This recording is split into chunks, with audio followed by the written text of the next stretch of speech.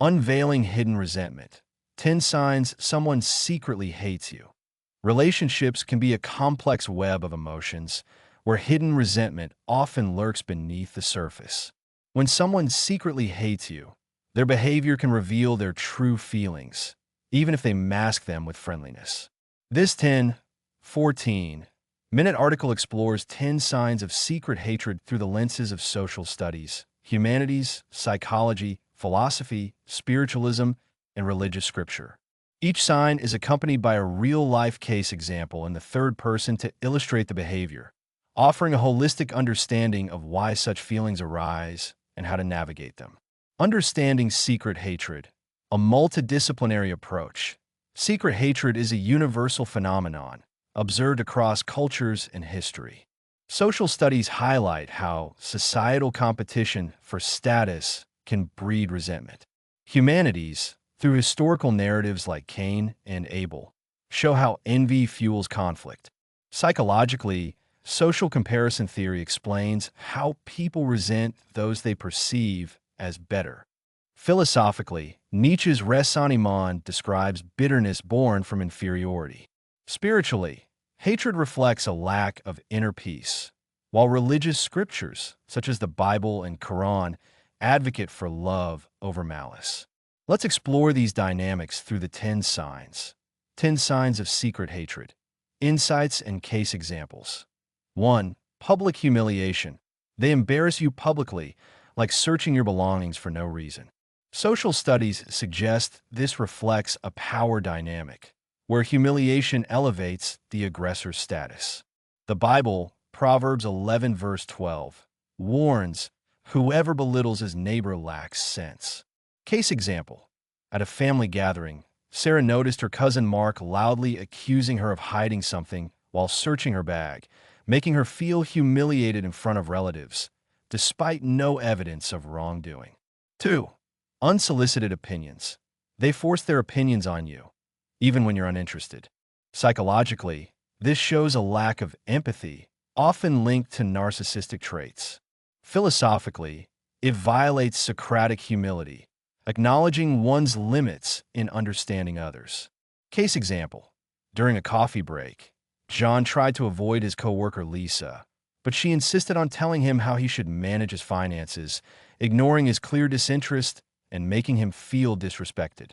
3. Gossip with ill intent. They gossip about trivial things, painting you as miserable out of envy. Humanities reveal gossip as a historical tool for social control, often driven by jealousy. Social comparison theory supports this. They diminish you to feel better. Case example. Aisha overheard her neighbor Fatima telling others that Aisha must be lonely because she's single, a rumor fueled by Fatima's envy of Aisha's independent lifestyle, masked as concern. 4. Unsubstantiated stereotypes. They assume stereotypes, like thinking something's wrong because you're single.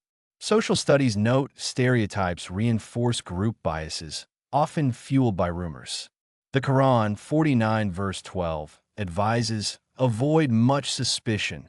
Indeed, some suspicion is sin." Case example. Malik, who barely knew his new colleague Priya, assumed she was unstable for not having children, a stereotype he picked up from office gossip, despite her professional success. 5. Transactional interactions.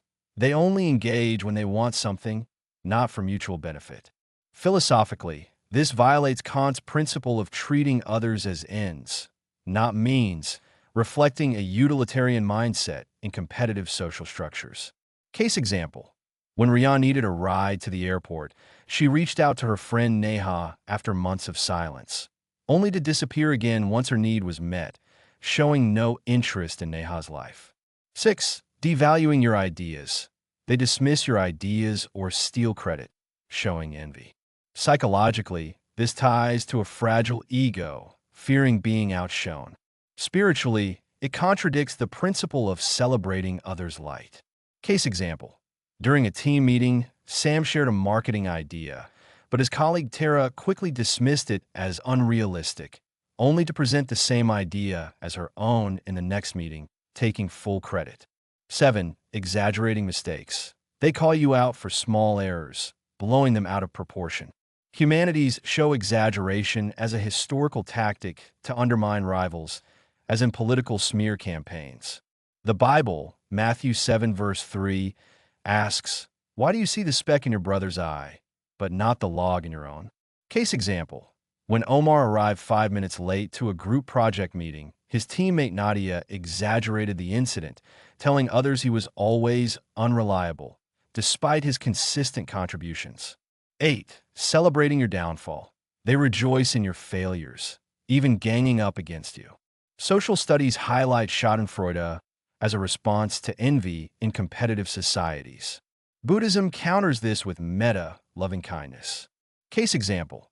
After Kareem's small business faced a financial setback, his friend Ali and others mocked him at a gathering, saying he deserved it for being too ambitious, reveling in his misfortune. 9. Interfering in private matters. They meddle in your personal life, siding against you to isolate you. Social studies note this as a tactic to disrupt social bonds in hierarchical groups. Stoicism advises focusing on what's within one's control. Case example. When Layla had a disagreement with her sibling, her cousin Zayn interfered, taking her sibling's side and spreading rumors to isolate Layla, despite having no stake in the matter. 10. Resenting your success.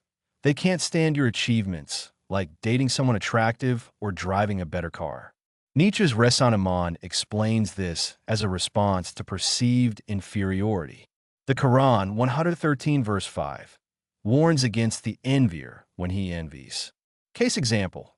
When Jamal bought a new luxury car, his friend Hassan grew distant, making snide remarks like, "You're just showing off," unable to hide his jealousy of Jamal's success. Navigating secret hatred. Wisdom from multiple perspectives. Social studies suggest fostering inclusive communities to reduce competitive resentment. Psychologically, setting boundaries with toxic individuals protects your mental health. Philosophically, Stoicism encourages focusing on your own virtue, not others' opinions. Spiritually, cultivating forgiveness through practices like Buddhist meditation can heal these rifts. Religious scriptures, such as Romans 12 verse 21, "Do not be overcome by evil, but overcome evil with good," urge responding with kindness. For instance, in Layla's case, she chose to limit contact with Zayn, focus on her own growth, and practice mindfulness to maintain her peace. Conclusion. Secret hatred, as revealed through these 10 signs, arises from a complex interplay of social, psychological, philosophical, and spiritual factors. Public humiliation, gossip, and resentment of success, seen in cases like Sarah, Aisha, and Jamal, reflect envy, insecurity, and societal pressures. By understanding these behaviors through social studies, humanities, psychology, philosophy, spiritualism, and religious teachings, we can respond with wisdom and compassion. Whether it's setting boundaries, practicing forgiveness, or focusing on our own path, we can rise above hidden resentment, fostering healthier relationships and inner peace. As the Quran, 4 verse 32, reminds us, "Do not covet what Allah has given to others," encouraging us to celebrate others' blessings rather than resent them.